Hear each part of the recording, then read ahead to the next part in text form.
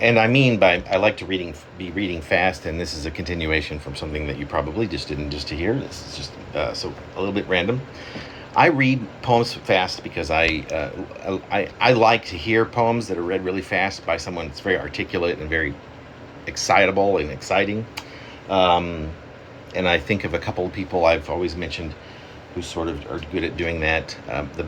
Biggest one, the most effective one that I thought, which comes to mind, who really read so fast that you really couldn't understand what he was saying, but there was a narrative, and he was reading a poem that would have been understandable, and wasn't in the whole on the whole abstract, and made a certain amount of poetic sense for sure. But the way in which he did it was musical. I mean, he even had, I think, a weird musical instrument of some sort, or some things that made sounds, and can't really remember them.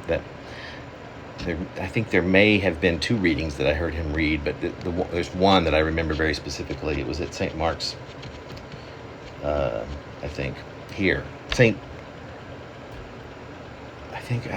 Episcopal Church that I used to go to a lot of poetry readings here in the city.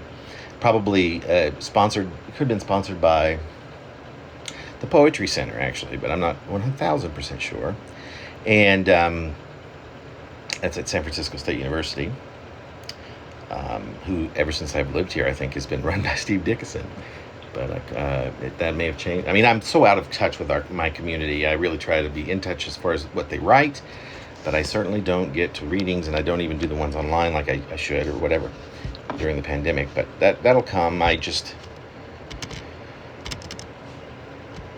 was reading an article in an old article that a friend of mine had written about poets and their relationships with blogs.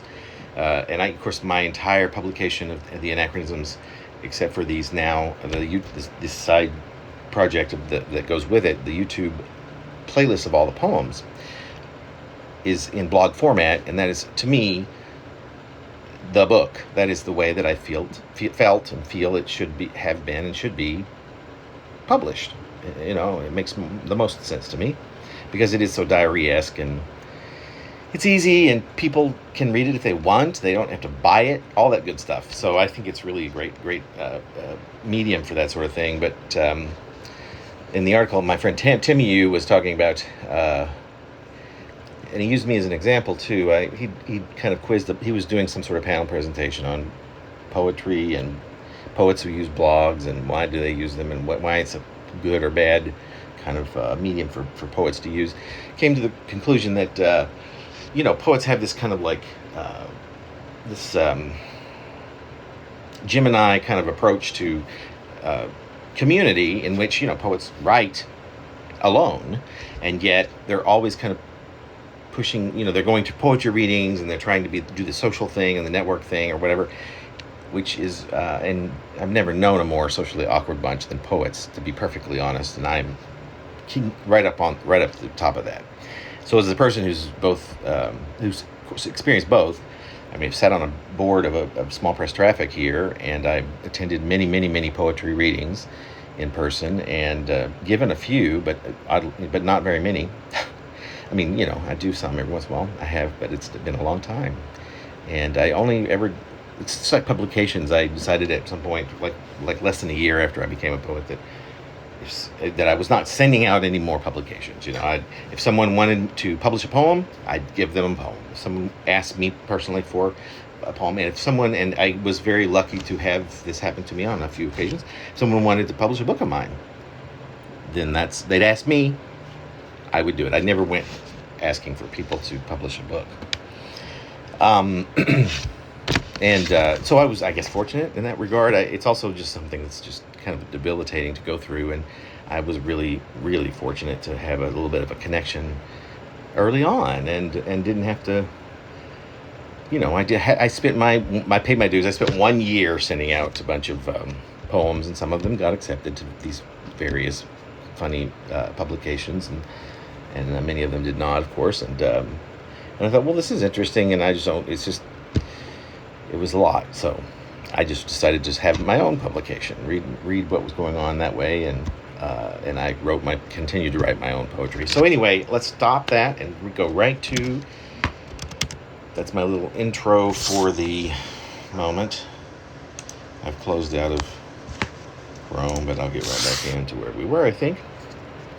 On Thursday, November the 6th, 2008, I posted a poem, which was anachronism number 815 to the blog.